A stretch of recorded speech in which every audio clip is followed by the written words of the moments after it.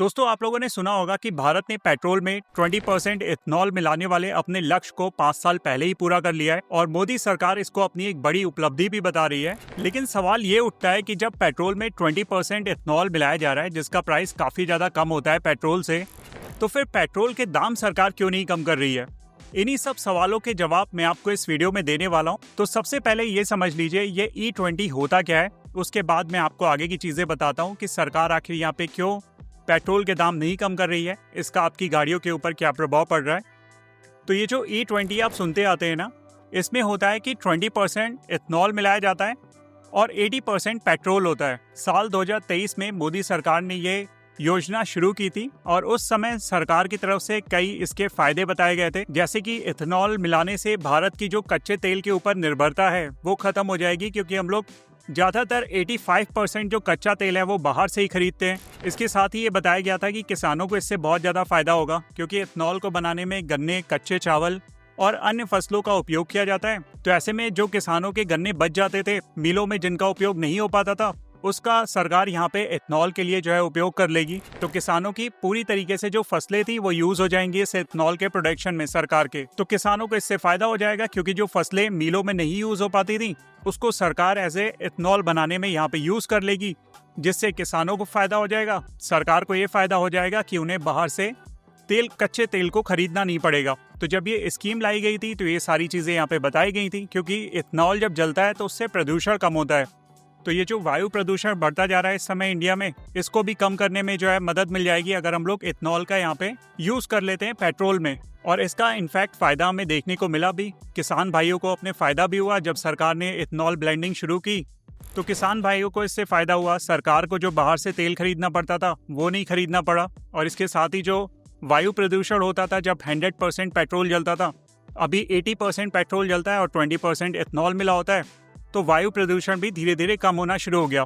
ये सारी चीजें तो यहाँ पे फायदे वाली हो गई जो इथेनॉल ब्लेंडिंग से हमें होती हुई दिखी। लेकिन अब सरकार से लोग यहाँ पे क्यों नाराज हैं उसको समझ लीजिए। लोगों का कहना है कि जब इथेनॉल पेट्रोल की आधी कीमत पर मिलता है, जैसे आप देखोगे इसका प्राइस जो है वो 54 या 53 के आसपास ही ट्रेड करता है, तो जब इतना सस्ता इथेनॉल मिलता है और हम 20% इथेनॉल यहाँ पे मिला रहे हैं पेट्रोल में, तो फिर पेट्रोल का दाम जो है सरकार क्यों नहीं कम कर रही है।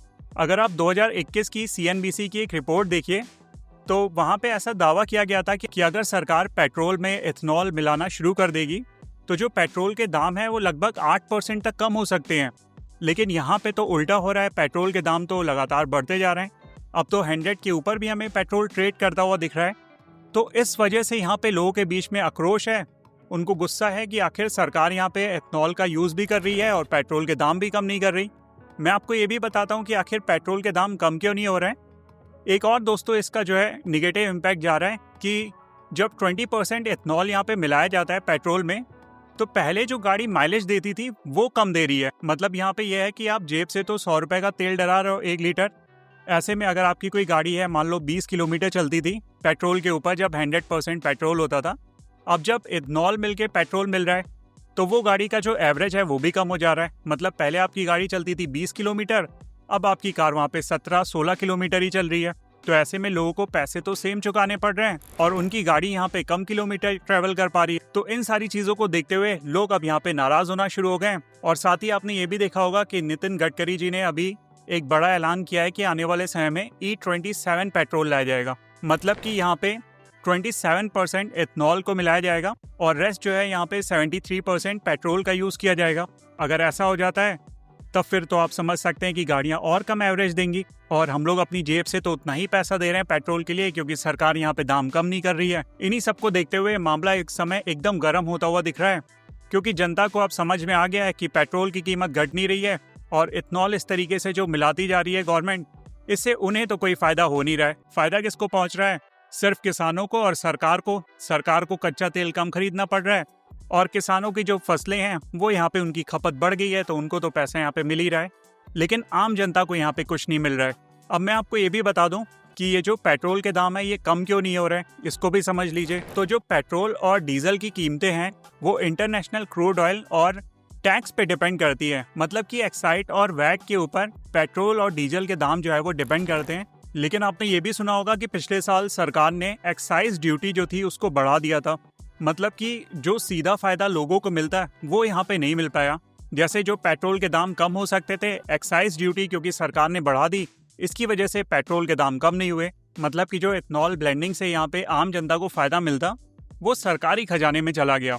सरकार को फायदा हो गया, किसान को फायदा हो गया, लेकिन आम जनता को इसका कोई भी फायदा नहीं मिला। इन्हीं सारी चीजों को देखते हुए लोगों के बीच में अब गुस्सा फूटना शुरू हो गया है, क्योंकि 100 रुपए अपनी जेब से पेट्रोल के लिए डला तो रहे हैं, गाड़ी का जो माइलेज है वो भी कम हो गया है। इवन अगर पुरानी गाड़ियों की बात करें तो वो इतनी कैपेबल भी नहीं है कि 20% इथेनॉल ब्लेंडिंग पे अच्छी तरीके से परफॉर्म कर पाएं।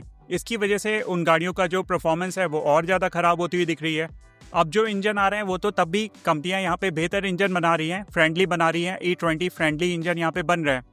लेकिन जो पुरानी गाड़ियां थी वो तो 100% पेट्रोल के लिए बनी हुई थी, तो उनमें जब E20 इथेनॉल ब्लेंडिंग वाला पेट्रोल मिलाया जाता है तो उनका माइलेज भी घटता है, साथ ही उसके इंजन के ऊपर भी खराब प्रभाव पड़ता है। और ये सारी रिपोर्ट्स भी जो है वो पब्लिश हो चुकी हैं। तो इसका दोस्तों नतीजा एकदम सिंपल निकलता है। आप देखेंगे कि यहाँ पे सरकार को तो फायदा हो रहा है, उसमें कोई डाउट नहीं है, प्रदूषण कम हो रहा है, उसमें भी कोई डाउट नहीं है, और किसानों को फायदा हो रहा है, ये भी हमें यहाँ पे समझ में आता है, लेकिन आम जनता को यहाँ पे कुछ भी नहीं मिल रहा है। अब इन सारी चीज़ों को देखते हुए लगता है कि अगर सरकार ने यहाँ पे एक्साइज ड्यूटी बढ़ा दी है तो एक नज़रिया इसका देखने का ये भी हो सकता है कि गवर्नमेंट यहाँ पे लोगों को पुश करना चाहती है ईवी की तरफ। लोग पेट्रोल गाड़ियों से स्विच करके अब ईवी की तरफ मूव कर लें। इसकी वजह से भी शायद गवर्नमेंट यहाँ पे पेट्रोल के दाम नहीं कम कर रही है, ताकि जो लोगों की तेल के ऊपर, पेट्रोल के ऊपर निर्भरता है वो यहाँ पे कम हो जाए। अगर ज़्यादातर लोग ईवी का यूज़ करने लगेंगे तो पेट्रोल की खपत भी कम हो जाएगी, जनता यहाँ पे ईवी के ऊपर स्विच कर जाए।